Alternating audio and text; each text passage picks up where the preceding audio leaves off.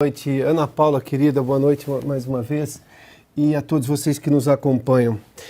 Essa manifestação aí, a pior coisa que pode acontecer para qualquer pessoa é tentar ignorar esse número de pessoas que foi ontem à Avenida Paulista.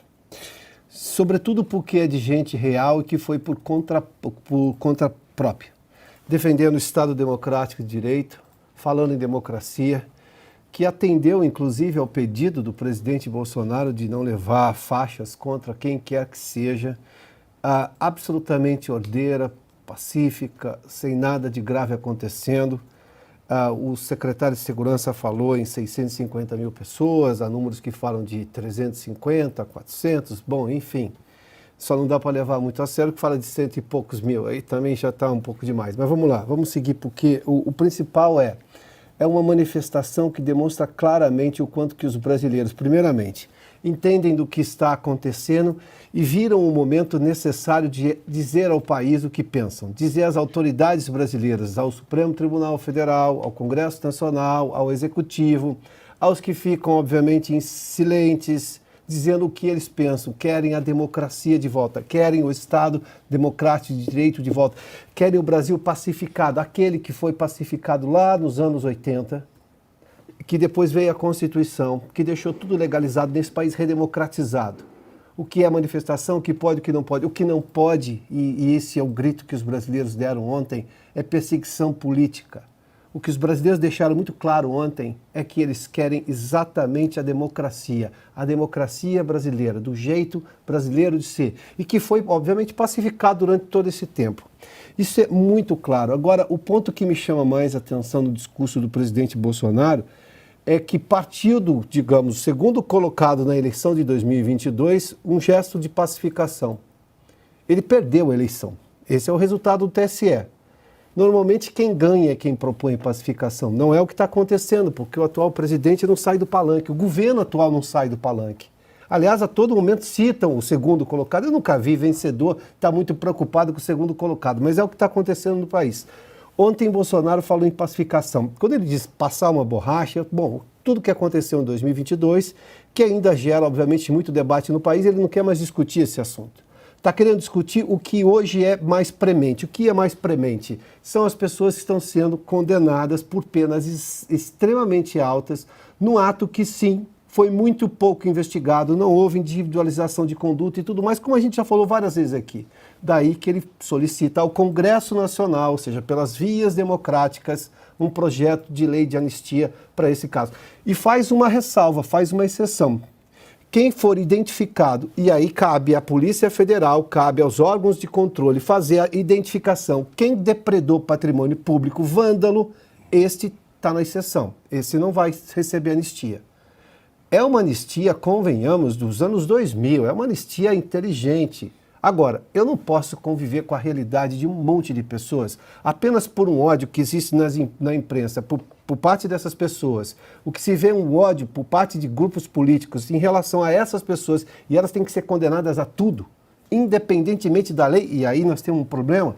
Então, esse gesto de pacificação do presidente Bolsonaro, associado a essas milhares, centenas de milhares de pessoas que foram lá de novo por conta própria, compreendendo o seu papel na democracia, nada substitui isso. Ignorar esse fato é de uma pequenez política, seja de colunistas políticos dos jornais que pararam nos anos 90, seja da oposição não, seja dos governistas nesse caso, que não conseguem colocar sequer metade disso por conta própria, porque vão sempre ter que se associar aos puxadinhos do PT, sindicatos, os movimentos ditos populares, que não tem de popular, não tem quase nada. Popular é isso, e isso é gente na rua, isso é povo na rua de verdade. Ana Paula Henkel, queremos ouvir você. Boa noite. Boa noite, Joyce. Boa noite, Piotr, Cauti. Boa noite, mestre Augusto. E muito boa noite à nossa audiência maravilhosa que acompanhou, né, de perto tudo que aconteceu ontem aí na Avenida Paulista, em São Paulo, mas que por alguma razão a velha imprensa tem tentado ignorar, mas não tem como ignorar, Joyce. A manifestação foi muito grande, a manifestação foi muito importante, não apenas pelo número, né, pelas milhares e milhares e milhares de pessoas na Avenida Paulista, um mar de girassóis, né, muita gente vestida de verde e amarelo, muitas bandeiras brasileiras, muitas bandeiras de Israel, né, num sonoro pedido de desculpa a Israel pela fala abjeta do Lula, comparando a Israel, a defesa justa de Israel contra o grupo terrorista Hamas, ao Holocausto, a Hitler. E, Joyce, o que eu vejo é que a máquina para destruir o presidente Bolsonaro segue trabalhando a todo vapor a favor dele. Quanto mais batem, quanto mais mostram as injustiças cometidas, tornando inelegível, é baleia, como ele disse, é baleia, é joias, é carteira de vacinação, porque aqui nós nunca paramos de defender o devido processo legal, a investigação ou investigações a qualquer pessoa, seja do lado do Bolsonaro, do lado do Lula, no centro, no meio, de qualquer lado. E investigação faz parte de qualquer democracia saudável, do império das leis, só que nós já saímos dessa seara do devido processo legal e, como o Piotr disse, né, do Estado de Direito. Não existe mais o Estado de Direito no Brasil. Então, essa multidão, né, de ontem deixou muito claro, né, essa multidão, quase 1 milhão de pessoas, sem virar uma lata de lixo, essa multidão quis dar um golpe de Estado no Brasil, essa gente ordeira, pacífica, que clama por justiça e respeito à nossa Constituição, essa turma que quis dar o golpe no 8 de janeiro. E, Joyce, sei que vamos continuar falando, né, sobre essa movimentação, essa manifestação histórica. Acho que o recado foi dado não apenas na quantidade de pessoas, mas também naquilo que o próprio João Paulo II sempre falava nos seus discursos, né? Non abbiate paura, não tenham medo.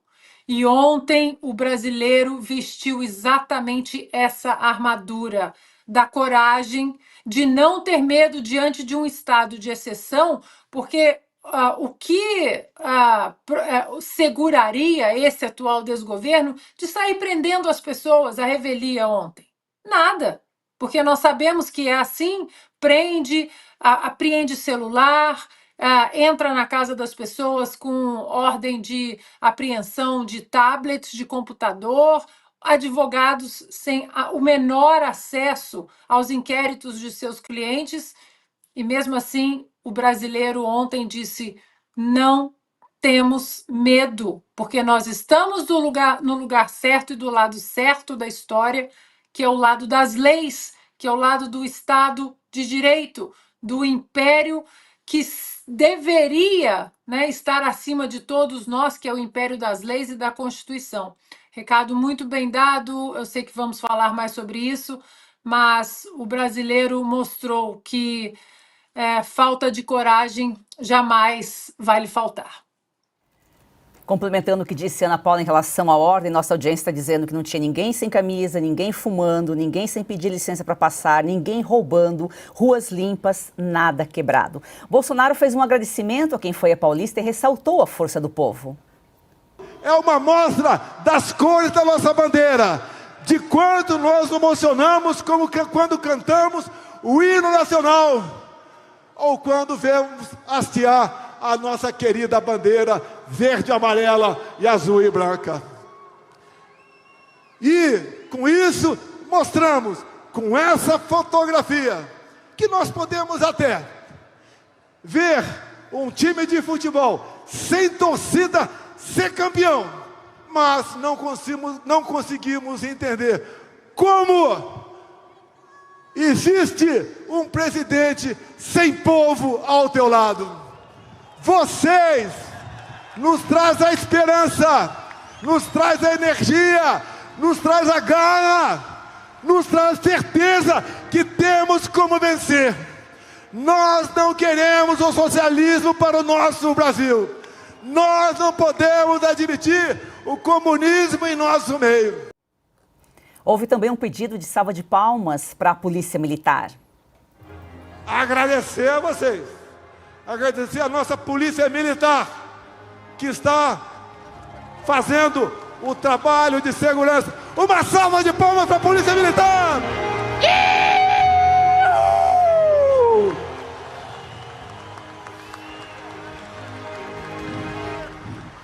Nossos irmãos que oferecem sua vida pela nossa vida merecem todo o nosso respeito e toda a nossa consideração.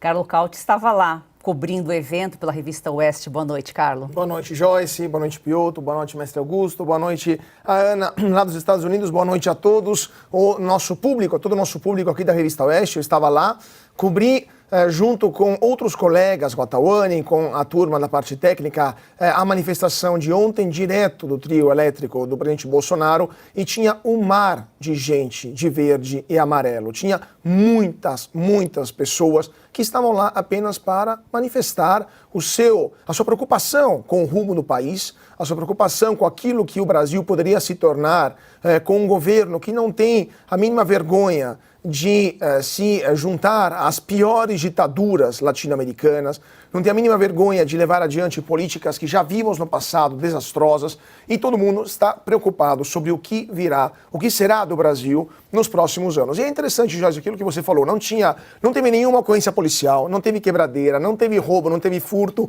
não teve pessoas fazendo suas necessidades fisiológicas na rua, todo mundo foi embora de forma ordeira, inclusive os únicos problemas que tiveram foram com algumas torcidas organizadas que impediram para quem estava vestido de verde e amarelo de entrar no metrô. Ou seja, a bagunça sempre vem dos outros, né? Ontem foi uma grande manifestação do Brasil normal, das pessoas normais, das pessoas que trabalham, que acordam cedo, que têm algo a perder e que não querem perder isso por causa de um desgoverno que lá em Brasília está criando uma série de problemas e envergonhando o Brasil pensante, né? O Brasil que raciocina e que vê como o mundo está indo. É o Brasil que tem vergonha do atual presidente da República, que fala em relação àquilo que está acontecendo no Oriente Médio, comparando a operação militar israelense ao Holocausto, um absurdo, e que tem medo de que um filme já visto no passado, a corrupção no Brasil, volte a acontecer. Inclusive, eu até gravei, depois que o presidente Bolsonaro foi embora, depois que acabou a manifestação, eu estava lá fazendo umas imagens para a revista Oeste, até gravei um trecho, eu queria pedir para o Binha mostrar para a gente, só para ter uma ideia qual que era o clima que estava lá na Paulista. Binha, vamos dar uma olhada no vídeo?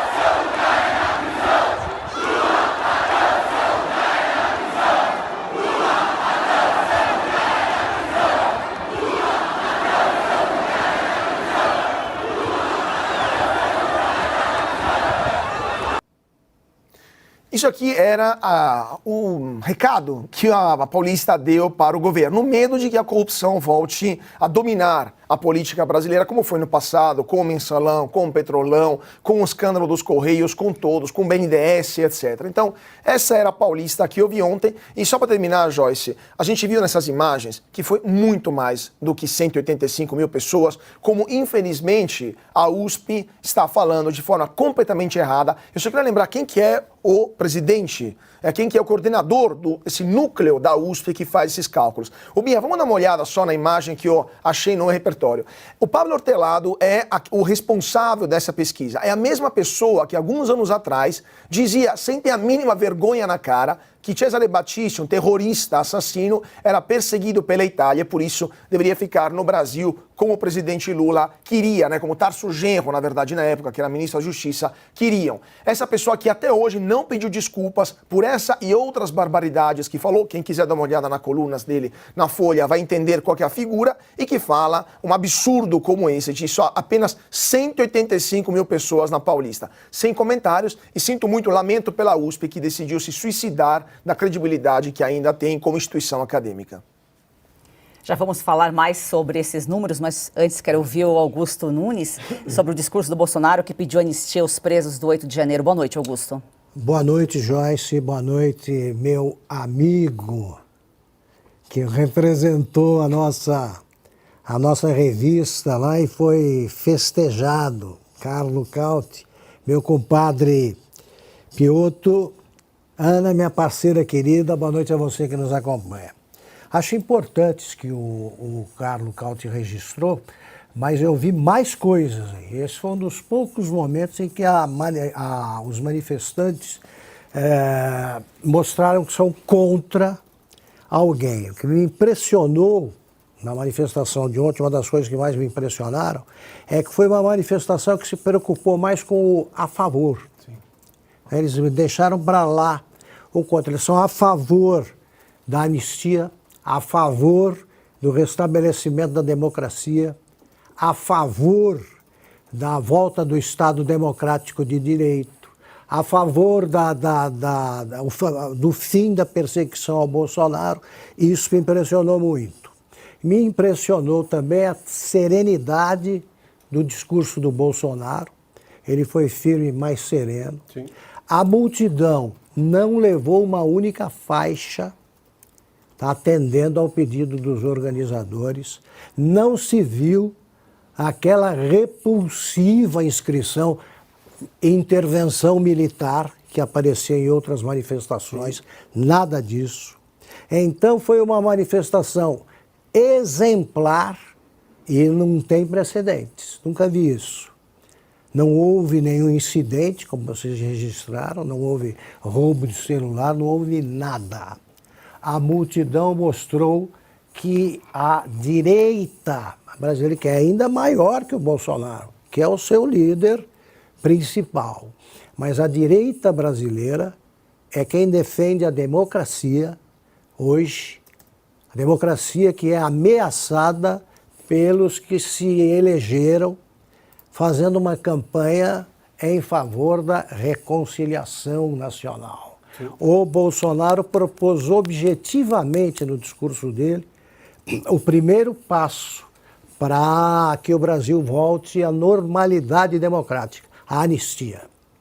O que se imaginava que seria o último ato antes da punição do Bolsonaro foi a primeira manifestação da campanha que virá em favor da anistia e da redemocratização. O povo soltou o grito preso na garganta desde 7 de setembro de 2022. Perdeu o medo e mostrou que foi retomado pela direita brasileira, democrática, né, o domínio das ruas. E é o seguinte, eu já disse aqui que eu aprendi com o meu pai, que foi político 40 anos, que você responde a uma manifestação de bom tamanho com uma maior. Ou então é melhor se calar. Nós vamos tratar de números mais à frente, não vou me estender sobre isso. Agora, ou se faz isso, ou é melhor não dizer nada. Não dizer nada porque tentar brigar com os fatos, como ensina o jornalismo desde o Gutenberg, é perda de tempo. Os fatos se impõem e a manifestação foi portentosa. O Supremo e o TSE, por mais que se esforcem, não encontrarão um único motivo para tentar proibir qualquer manifestação desse tipo. Aí é melhor proclamar a ditadura. Já diz, não pode fazer nada que não nos agrade. Porque vão convocar mais manifestações assim, a perda do medo foi a maior das revelações dessa manifestação, e é o seguinte, governo sem povo não vai longe, não vai longe. Eu não estou propondo a queda de nenhum governo. Eu estou dizendo que o Lula, a campanha pela reeleição do Lula acabou ontem. Acabou. Eles que tratem de encontrar um candidato mais aceitável. O que você mostrou deu uma ideia do que se passa.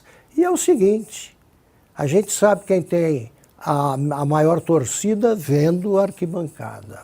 A gente sabe quem tem mais candidatos vendo o palanque. Façam isso Vejam as coisas como as coisas são e constatem que o que aconteceu ontem vai mudar o Brasil.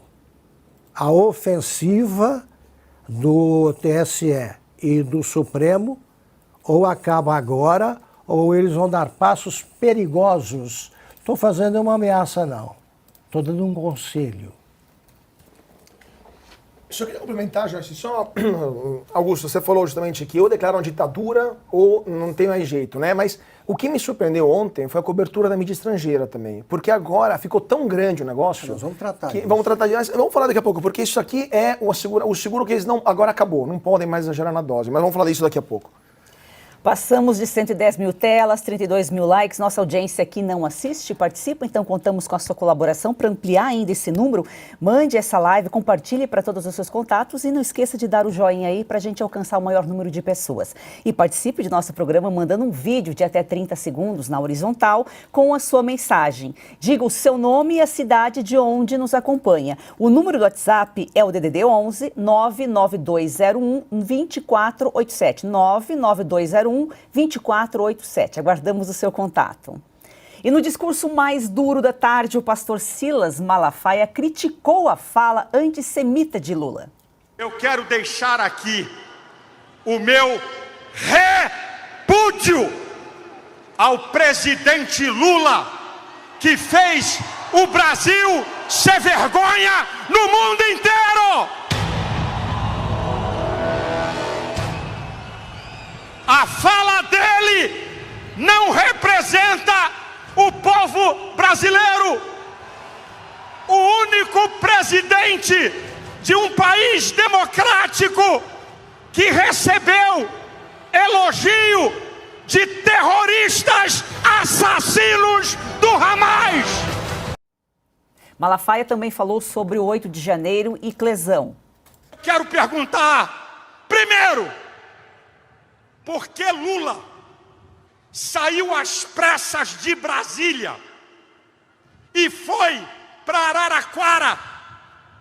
A enchente em Araraquara foi dia 28 de dezembro. 10 dias antes, ele foi avisado que ia ter baderna? Outra pergunta: cadê os vídeos gravados pelas câmeras do governo? Cadê eles? Cadê os vídeos que estão em posse de Alexandre de Moraes? O povo tem que saber quem está por trás dessa safadeza e daquela baderna. Golpe contra um mandatário tem arma, tem bomba, tem planejamento mau. Uma mulher com a Bíblia e o crucifixo, católica, que entrou no Senado e sentou na mesa do presidente do Senado, golpista, 17 anos de cadeia. O Clesão, membro da minha igreja, trabalhador, foi ver a baderna, foi preso, doente. O procurador pediu a liberação dele. Alexandre de Moraes não deu. Ele morreu. O sangue de Clésio está na mão de Alexandre de Moraes e ele vai dar conta a Deus. Piotr, e um dia depois da fala de Malafaia, vários sites, vários veículos já estão noticiando que a PF avalia incluir, inclusive, Malafaia na investigação sobre o 8 de janeiro, né? Então, e vai ter motivos claros, investigação clara, argumento sustentável, porque o que a polícia tem feito recentemente inclui todo mundo em inquéritos sigilosos, que ninguém depois consegue entender o que está lá dentro, ninguém consegue saber, nem o próprio advogado. Eu vou dizer uma coisa bem rápida aqui. Não existe sigilo para parte. Tá? O sigilo pode ser para a imprensa, pode ser para qualquer outra pessoa. Mas para as partes envolvidas não pode ter sigilo. Mas vamos lá. Esses são os problemas da justiça brasileira recentemente. Eu vou pegar num ponto que é o que fica muito claro. No ambiente democrático, a transparência é inegociável. Toda vez que se afasta da transparência, qualquer coisa que se afaste da transparência gera um problema. Porque no ambiente democrático as pessoas vão questionar por que essa informação não está aqui? Por que eu não tenho acesso a determinada informação?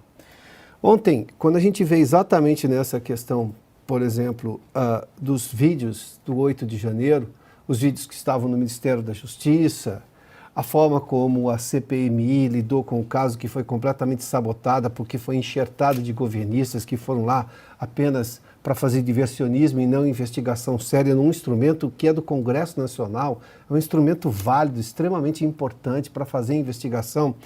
Tudo isso ficou muito às claras das pessoas que não, obviamente, foi ofertada a elas transparência. Quando não se tem transparência, você sempre vai gerar a dúvida posterior. Então nós temos hoje, e eu não vou nem falar da eleição de 2022, mas vou falar especificamente do 8 de janeiro, a investigação não foi feita como deveria, não como os brasileiros que estão acostumados desde a redemocratização com transparência, porque esse processo só foi melhorando ao longo do tempo.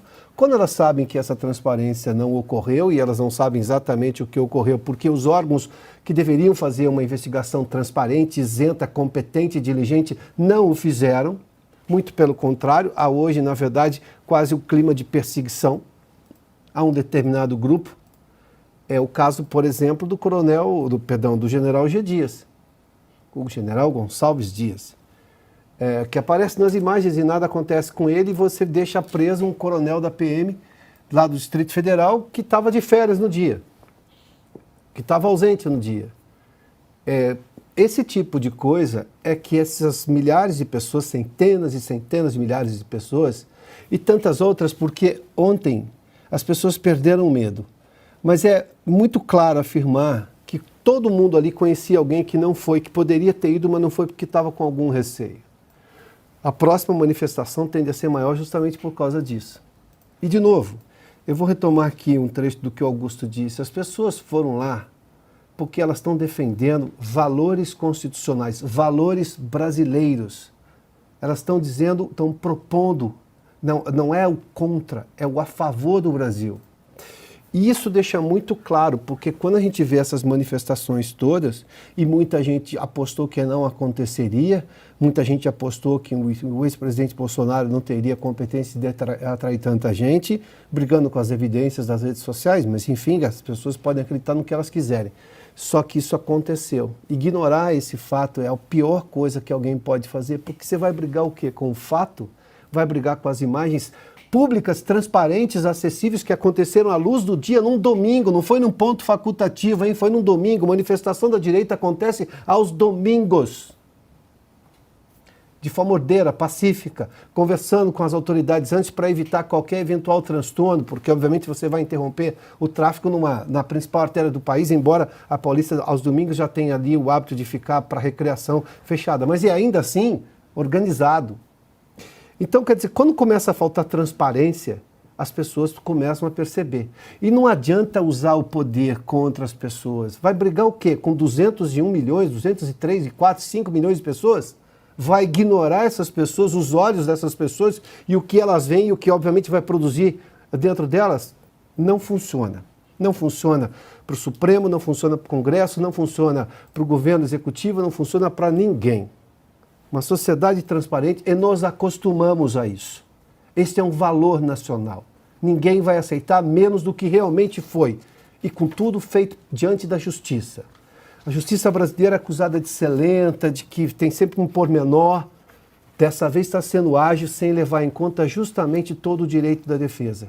E é isso, contra isso que as pessoas estão reclamando. Ana Paula, nossa live aqui está repleta de elogios, palavras de apoio ao discurso de Malafaia. Olha que já passamos de 122 mil telas. Se fosse a USP, eu ia dizer que nós não passamos de 50, mas ó, já estão aqui 122 mil. É isso, Joyce, é isso, exatamente isso. Mas, bom, se a USP não falar mal de alguma maneira, é porque alguma coisa não está sendo feita da maneira correta. Joyce, o discurso do Malafaia foi muito eloquente, e claro que tudo girou em torno, né? Todo o dia de ontem girou em torno do que nós temos falado aqui desde o começo do programa, do devido processo legal, nossas leis que não são respeitadas mais, da perseguição política covarde, simplesmente porque o inimigo está com medo do outro lado. Como o Augusto muito bem disse, se fez uma manifestação, ora, jogo limpo, convoque uma manifestação e chame a mesma quantidade de pessoas, ou até mais, né? Nós sabemos muito bem que isso não vai acontecer, porque o Lula não consegue colocar 1.000 pessoas numa live. 7 de setembro do ano passado, primeiro 7 de setembro no Lula 3.0, com a Janja, foi um 7 de setembro fantasmagórico, onde o casal acenava para absolutamente ninguém. Mas dentro desse contexto todo do dia de ontem, né, muitas vertentes foram trazidas e pontos importantes. No discurso do Malafaia, um ponto muito importante que foi falado no mundo inteiro e que foi outro ponto de uma vergonha histórica para nós brasileiros foi em relação ao que o Lula disse sobre Israel. E aí muitas bandeiras de Israel, né? Inclusive cartazes com a palavra sorry, né? I'm sorry, desculpe Israel, com um coração no meio, como esse cartaz aí, por exemplo, muitos cartazes desse sentido, para o brasileiro mostrar para o mundo que este representante, hoje, atualmente, né, o presidente do Brasil, não fala por nós brasileiros de bem, nós não somos antissemitas. E aí, Joyce, o que se tornou notícia aqui também nos Estados Unidos foi que celebridades israelenses estavam acompanhando a manifestação e o ator Lior Haas, que é um ator daquela série espetacular Falda, ele tuitou, né, ele colocou no Instagram dele uma foto da manifestação e disse "We love Brazil", nós amamos Brasil e diga não ao antissemitismo. O ator é mundialmente, né, conhecido pela série Falda, como eu disse, e a publicação dele acabou levando outras celebridades israelenses a comentarem também sobre o Brasil. O lutador de MMA, o Eli Barzilai, também publicou vídeos sobre a manifestação de ontem, ou seja, foi uma manifestação a favor da nossa nação, uma manifestação que, como eu disse na abertura do nosso programa, o brasileiro colocou uma armadura contra o medo e disse: não, agora chega, nós precisamos proteger o nosso país. Mas também, Joyce, foi além das nossas fronteiras e, de alguma maneira, nos reaproximou de Israel e mostramos ao mundo que nós não apoiamos o discurso bárbaro, vil, covarde e antissemita deste atual presidente do Brasil, que anda de mãos dadas com o grupo terrorista Hamas. Nós temos muito a falar ainda sobre o ato de ontem. Augusto e Cauti vão comentar sobre a fala do Malafaia daqui a pouquinho, mas nós temos que fazer um intervalo e já voltamos. Quase 130 mil telas.